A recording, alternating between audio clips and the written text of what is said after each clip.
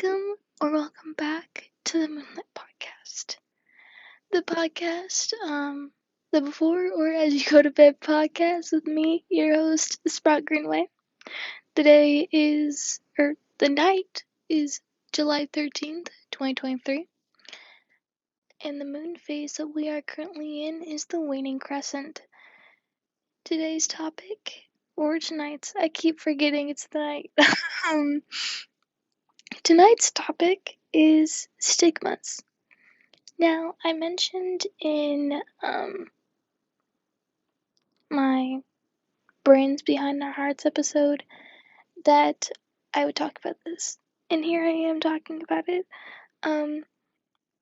Stigmas, mostly surrounding mental health and teens. Now, we all know teens have it hard enough as it is with going through a bunch of transitions with their bodies and having to figure out how to navigate this world, and more so slowly becoming an adult or having already feeling like an adult based on past experiences. But these kind of things, these kind of stigmas kind of don't really help, and I just feel like talking about them can make it better, but at the same time it doesn't, because it's still gonna happen.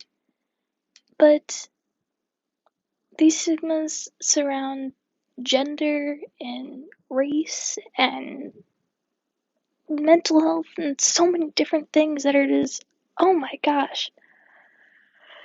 Now, as always, I love diving into the history of these things to kind of help with understanding how it came to be, so to be. The history behind stigma. The word itself is actually referred to a tattoo or mark used for decorative or religious purposes. Sometimes they were used to brand criminals or slaves so that they could be identified. It began in hence why it began in the late 16th and early 17th centuries. And as it was before, and as it still is, it's a very negative term. But mental health disorder stigmas are traceable back to ancient Greece. This is blowing my mind as much as I feel like it should be blowing yours, because mind blown. It also traces back to the medieval and Renaissance periods in Europe. Now, as I said that it blew my mind, I realize that it doesn't feel like it should a little bit, because it sounds like, because there was the whole thing between poor and rich and all of that and royalty. There's the whole, what are they called?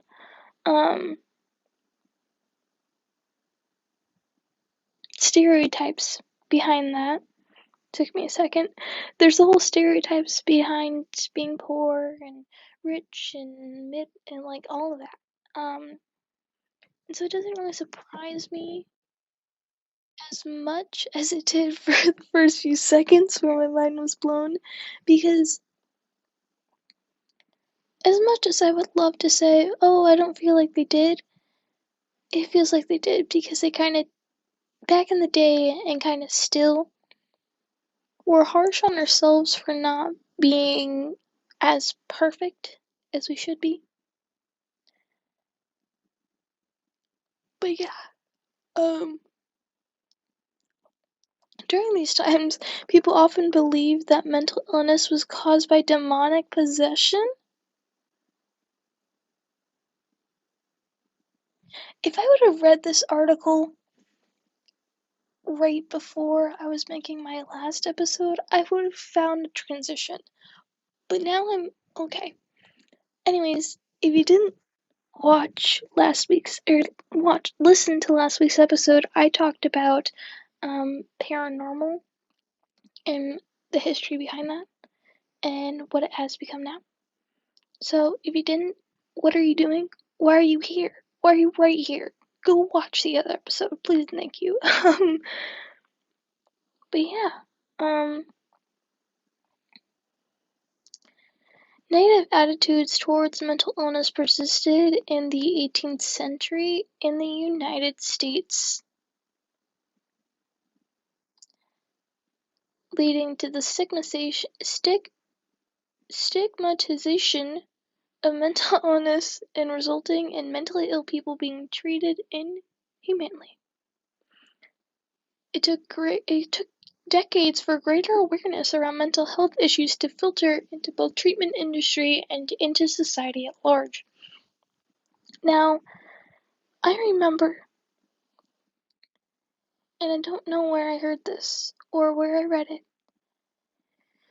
but if I remember correctly, there was this, it was investigative reporting. There was this woman who went undercover as a mentally ill person in the 1900s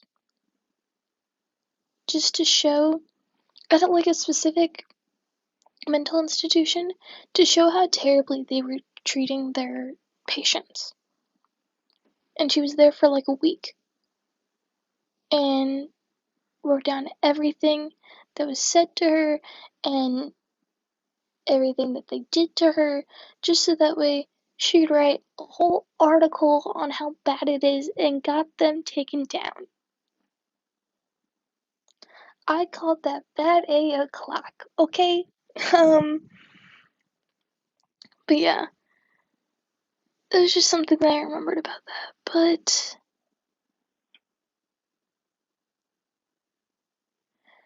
apparently, a study measuring attitudes towards mental illness found that only 25% surveyed they were sympathetic to mental health challenges. Hold on, when was this article made? 2022. You're kidding me. What? You gotta be kidding me. Gosh. Oh, this is terrible. That is terrible. But that's the history behind it with a little, a lot of commentary from me. But yeah.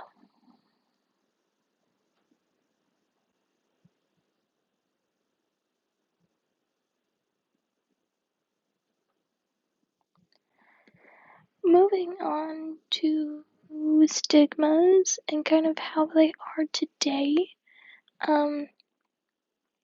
Stigmas, as I said before, are towards more so genders and races.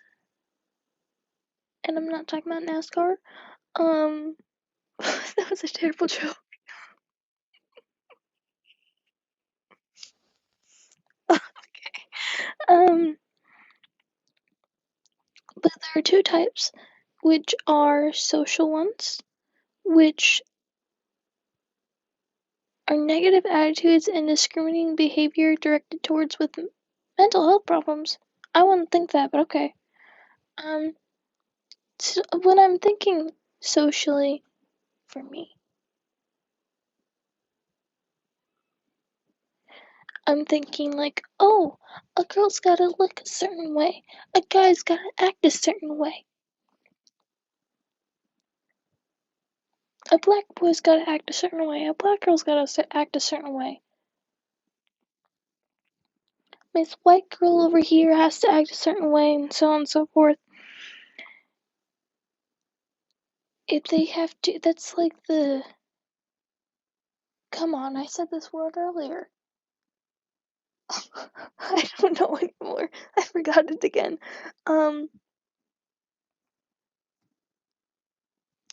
But socially, I feel like in any sense, anything negative towards mental health is just,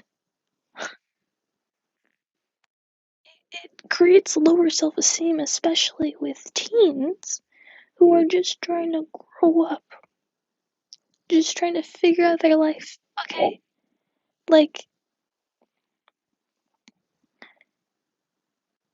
apparently, okay, stigma, I was right about self-esteem, decreased self-esteem, social exclusion and isolation. That sounds the same, but okay. Discrimination, oh my gosh. Lack of a supportive community, okay. If you just talk about it, please, thank you. Difficulty finding education or employment opportunities, okay. Limited access to quality healthcare. Okay, the education or employment opportunities. A point for me.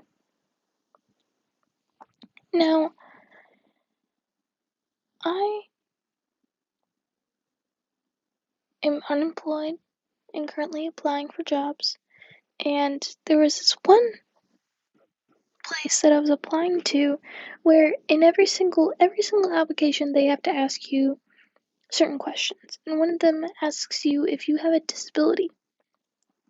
Among the list of disabilities that they give you, a bunch of them have to do with mental health.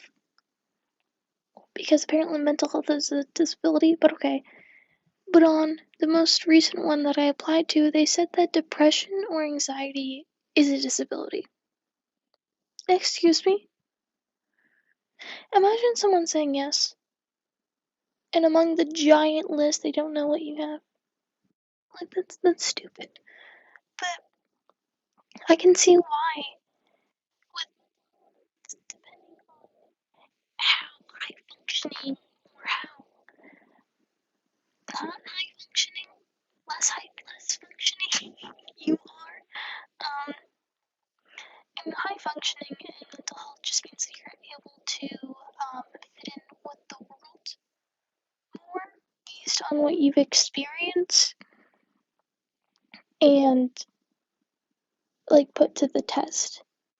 So like it's more hidden, but it's not necessarily not known. And so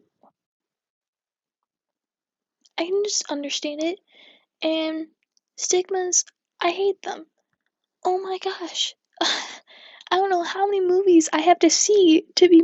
I'm so mad at movies oftentimes because there'll be this poor teen boy who is just flaunting himself out being this amazing boy, and I'm just like, yes, work. And then this bully jock comes along and is like, stop it, you're acting gay, you're a boy, you're not supposed to be gay.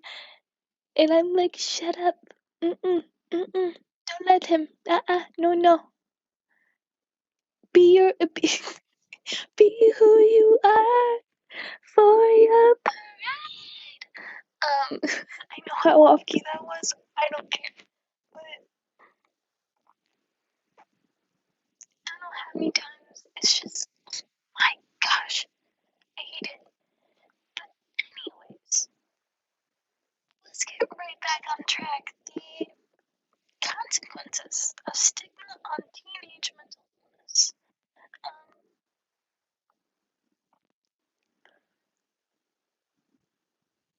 most one is that they don't get the treatment that they need.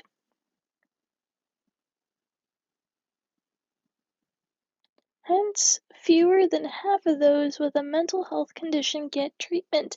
That is 80% of people with mental health disorders. I'm gonna laugh through it because I've said it before on here, but 80% of people with mental health disorders do not actually get treatment. That's sad. People are afraid to disclose that they have mental health problems. Excuse me? The fear that they will be treated differently or having a mental health condition will jeopardize their job or their experience at school. Just get medication if you need to, babe. Come on. When people with mental health conditions don't get help, they often self-medicate. No. They may use drugs, alcohol, or cigarettes. They may use self-destructive behaviors as unhealthy coping mechanisms, such as self-harm or eating disorders. I was gonna say something that was such. Okay, I'll just say it, but like in a really low voice. Been there, done that. You didn't hear that, I'm hoping. But okay, therefore stigma can lead to teenage substance abuse and eating disorders. Additionally, it can increase risky behavior, social media addiction, and teen cell phone addiction. Adolescents often look for a distraction as they try to escape both the pain of a mental health issue and the pain of the resulting stigma. Hate that. Okay. Skip bada bada boo. Generation. You need to say generation. Gen Z is reducing mental health stigma. Okay, hold on. Surveys show that teens are driving the movement to reduce stigma. Whoop whoop. I didn't need to do that. The National 4-H Council commissioned a survey with the Harris Poll exploring teens' perceptions and experiences related to mental health. More than 1,500 U.S. teenagers between the ages of 13 and 19 participated. They came from diverse backgrounds and geography. Okay, they just came from everywhere. Okay, calm down, firework. 81% of teens believe that mental health is significant for youth in this country. 82% of those surveyed urged Americans to talk more openly and honestly about mental health issues. Okay. 83% agreed with the statement it is important for people to take action with their mental health. Yes. 79% wish that their schools would provide a safe, inclusive space where students could come together and talk about mental health. Yes. Where was this weeks ago when I was talking about mental health, dude? There's myths and truths, and oh my gosh. Oh my gosh. I needed this weeks ago. But anyways, surrounding mental health and stigmas and everything about that, one thing that I feel like everyone should just do is just talk about the fact, hey, I have a mental health like condition. I feel like that's another thing with me. I'll question the words that I say because I feel like they sound wrong or like they feel like not right to me. Because like condition, disorder, I get it, but like at the same time, you don't need to do it like that. Like, and a bunch of parents, like, especially those for Generation Z, oftentimes think that it's just all in the kids' heads. When, actually, in reality, if you look up the brain scans of a person with ADHD versus not, depression versus not, PTSD versus not, there's a difference in the brain. And so, it's not all necessarily in your head, you're not making it up, it's like something that's mapped out in your brain. Which I find really interesting to look at the differences because it looks cool, but also like, oh my gosh, that's a brain. Like it's someone's brain. But yeah. So if you ever need to tell, like, if your parents ever like, oh, you're just making this up, tell them that. Like, there's photos of the brain scans.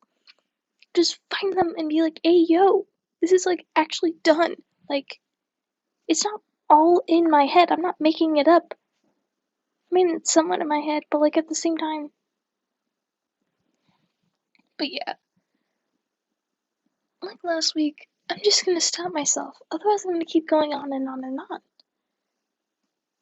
If you guys ever want me to do just a ranting episode of me just ranting about a certain topic, whatever it may be, then please tell me if I should or not, because, like, I feel like it'd be funny to hear me rant, especially if I get angry about it, because if I get angry about it, you'll hear what happens. But anyways, that was this week's episode of the Moonlit Podcast.